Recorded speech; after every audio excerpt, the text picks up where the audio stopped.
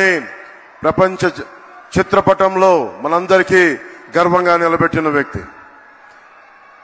శేషేంద్ర గారి కవిత చదువుతున్నప్పుడు నాకు నరేంద్ర మోదీ గారు గుర్తొస్తారు. సముద్రం ఒకరి కాళ్ళ దగ్గర కూర్చొని మరగదు, పర్వతం ఎవడికి వంగి సలాం చేయదు, తుఫాను గొంతు చిత్తం మనడం మెరగదు. నేనింత కలిపి పిడికిడి మట్టే కావచ్చు, కానీ గొంతెత్తితే భారతదేశపు మువ్వెన్నెల జెండాకున్నంత పొగరుంది.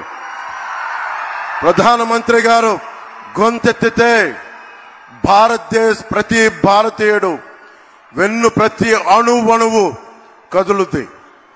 కేవలం సంక్షేమం కాకుండా అభివృద్ధి, ప్రతి ఒక్కరికి ఉపాధి, పరిశ్రమలు, ప్రతి ఒక్కరికి మనకి సాగునీరు, తాగునీరు ఇలాంటివన్నీ ప్రొవైడ్ చేయగలుగుతా ఉన్నారు. ముఖ్యంగా ప్రధానమంత్రి గారు చేస్తున్న ఈ పథకాలని రాష్ట్ర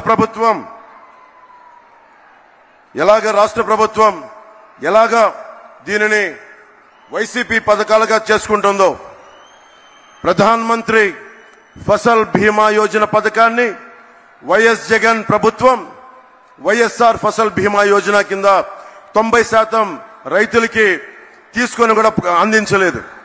ప్రీమియం ఇవ్వకపోవడం వల్ల ప్రధానమంత్రి గారి బీమా యోజన పథకాన్ని పేరు మార్చి కూడా ఇవ్వలేదు.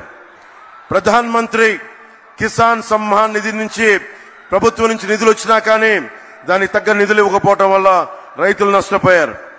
పిఎం పోషణ పథకం నుంచి చిన్న బిడ్డలకి ఫ్రీ లంచెస్ కానీ మధ్యాహ్నం పూట ఉచిత భోజనాలు కానీ ఇస్తా ఉంటే దానిని వైఎస్ జగన్ వైఎస్ఆర్ సంపూర్ణ పోషణ కింద మార్చుకున్నారు. మిషన్ వాత్సల్య